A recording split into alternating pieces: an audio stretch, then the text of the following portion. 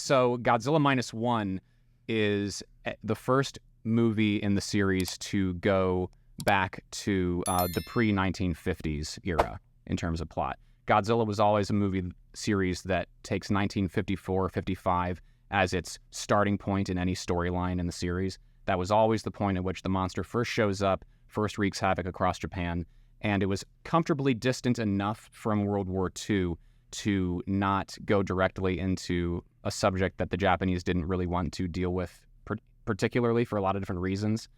And the 1950s have all the trappings of modern life in some form or another. Everything that we have today, you can trace back well before the 1950s, but in the 50s, you can start seeing things like recognizable home appliances, entertainment systems, that kind of thing. So it's familiar enough, whereas Godzilla Minus One takes you back to the tail end of World War II. Your main character is a Japanese kamikaze pilot who is dealing with survivor's guilt after fleeing from a battle without doing his quote-unquote duty, which is to die in battle against the Americans at sea. And into that mix comes this monster, and the movie weaves a story about the moral consequences of every character's action. It's about bravery, it's about embracing family, it's about reconciling with people. It's rare to see a movie today, to your point about Marvel, that has that much moral weight and feels grounded enough while still being about something so fantastic as a giant fire-breathing lizard.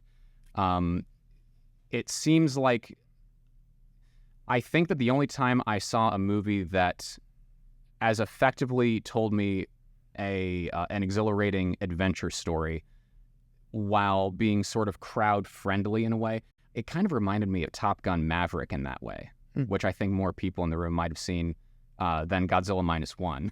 I haven't seen that one either. Okay, Mike, we have to start talking. We have to start going to movies a little bit, and 100%. We'll review them. So Top Gun Maverick and Godzilla Minus One both have kind of I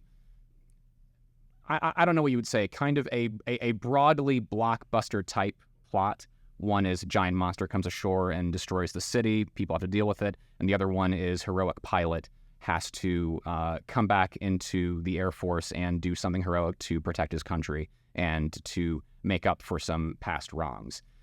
Both of those movies gave me the same feeling of whatever you did in the past, it's not too late to make good. It's not too late to tell somebody that you still love them. It's not too late to do something that protects your neighbor. It's not too late to push back against an enemy that terrifies you.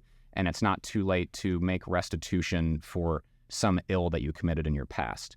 And I'm encouraged that movies like that are coming out still, because the superhero genre in particular just seems like it's been beaten to death. And those few bright spots that I personally was kind of rooting for, those have gone to the wayside thanks to studio politics. We don't have to get into it, but this podcast is now a Prozac Snyder zone. Restore it now, Netflix. You can do it. There's still time. But Marvel has gone the way of the woke, the way of modern politics. They're ever since Disney bought Marvel, they have been morphing it into something very watered down, very corporate, and even where it's not political, not risky enough to be fun.